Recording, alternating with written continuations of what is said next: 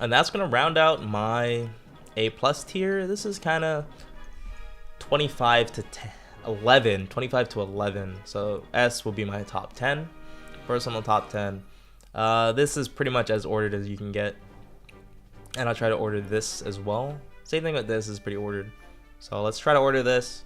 It's kind of tough, but it'll tie in both results, my own bias, and kind of just how strong I think the character is.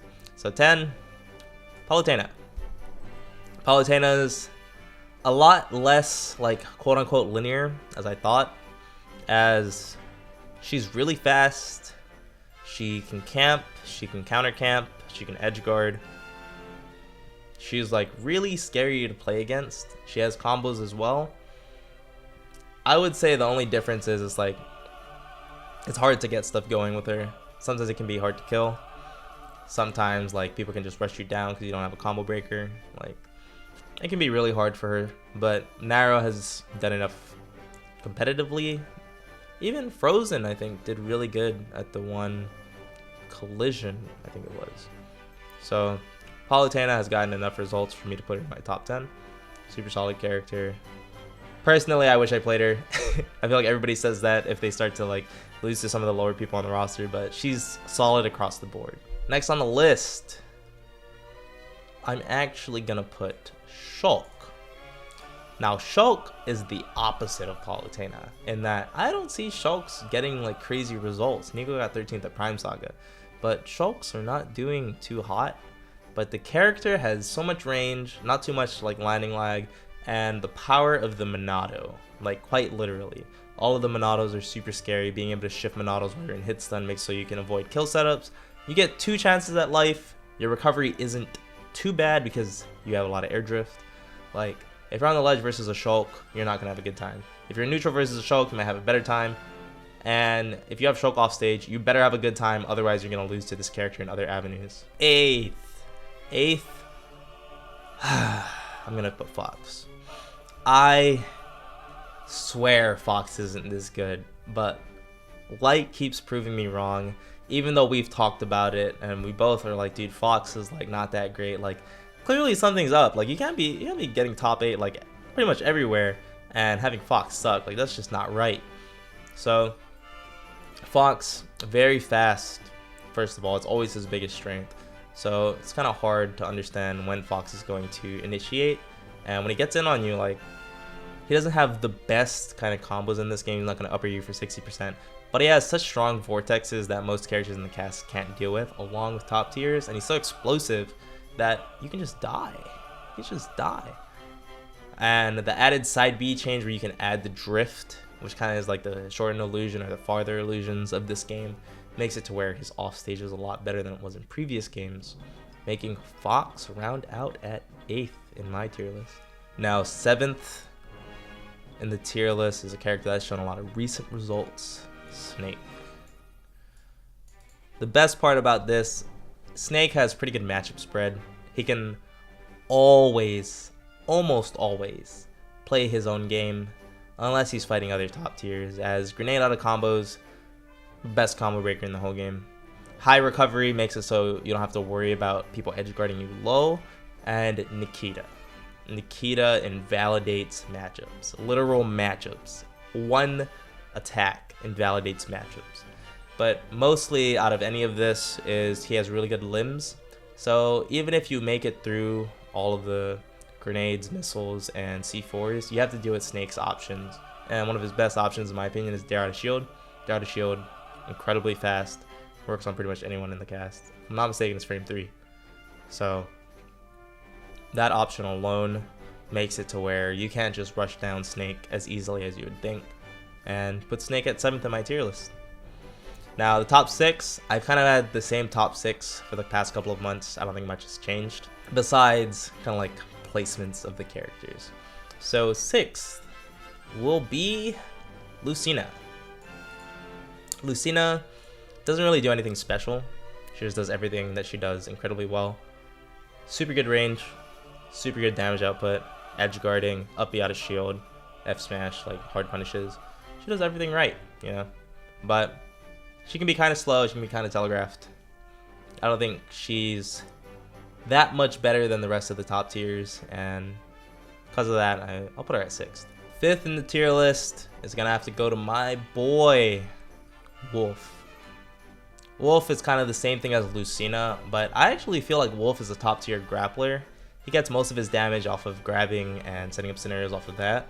I feel like his neutral against top tiers isn't anything too crazy. He like doesn't have the best out of shield options. Like he has like nair, fair, grab, but grab doesn't have that much range. Everything else frame 7, so it's not like the best. It's pretty solid. He still has like some of the best landing aerials in the game, but doing landing aerials like in isn't always the best when you're fighting people with good out of shield options. And I wouldn't say down smash nerfs affected him that much. They really didn't. But a lot of your game relying on down smash, it won't always work. It's kind of more of a gambit. So I think Wolf is still a very, very solid character. I think he's one of the coolest top tiers, but I don't think he's stronger than the rest, so I'll put him at 5th. Now 4th on the list, I'm going to put Pichu. Pichu, in my opinion, still crazy solid. Probably like one of the best advantage states in the whole game, but one of the worst disadvantages out of like the top 25. Pichu's disadvantage has been getting pushed crazy hard to where I've been hella struggling, but more importantly, Pichu does not do well against the majority of the cast. Pichu can struggle with a lot of characters in kind of like these areas, and because of that, it makes it tough for Pichu to necessarily be like up here. But Pichu does do well against these characters, and that's a really big deal. So I'll put Pichu at 4th. 3rd in the list, there's only 3 characters left, even though you see this many. I'll give it to Inkling. Inkling has zero lag across the board. Inkling can play the safest in the whole game. Amazing ledge trapping, up throw, up air percents make it to where some matchups are just so much better. And I feel like Inkling is a character where at the top level, it's just incredibly hard to punish what Inkling does. And not only that, like Inkling will get a very strong amount of confirms off of this. Inkling racks up damage very fast, a unique ink mechanic. And I'm very surprised more people aren't playing Inkling. People are slowly getting into it, but I don't feel like Inkling has necessarily like the easy way to play this character. You really have to put in the time, you really have to put in the work. And if it doesn't work out, like you're gonna have struggles killing, you're gonna have struggles like just getting out of stuff. So I can understand why more people don't play Inkling, but more people did play Inkling. I wouldn't be surprised for Inkling to be in a lot of top 8s outside of just Cosmos. So I'll put Inkling at 3rd. And second, Peach. Everybody knows about Peach's insane combo game. Everybody knows about Peach's insane advantage state. But Peach's disadvantage is pretty tough. Peach doesn't really have too many good landing aerials. Peach offstage is still really scary too. But one of the bigger things, Peach is pretty floaty. Peach's air dodge really sucks.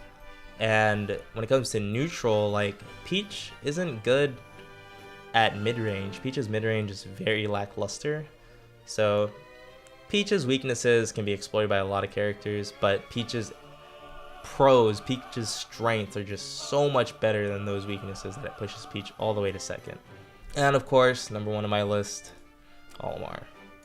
Omar, he has almost everything. The only thing he's missing is weight, but he's small, he has sword aerials, he has zoning, he has projectile smash attacks for better or for worse, up smash out of shield to combo and kill, grab, kill throws, throw combos off up smash, just combos everywhere.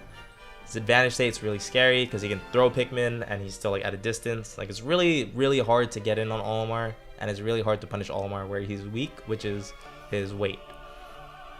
The best thing you can do against Omar is keep him in disadvantage, but a lot of characters' disadvantages are pretty bad. And Omar's advantage state along with his neutral is also very good. Like this character is going to outcamp you. He's going to force you to approach. Unless he's in like very few in between matchups. Like it's very hard to fight Omar with essentially like anyone in the roster. And that alone, like Omar's strength on pretty much the whole cast, including top tiers, would put him at number 1 on my list.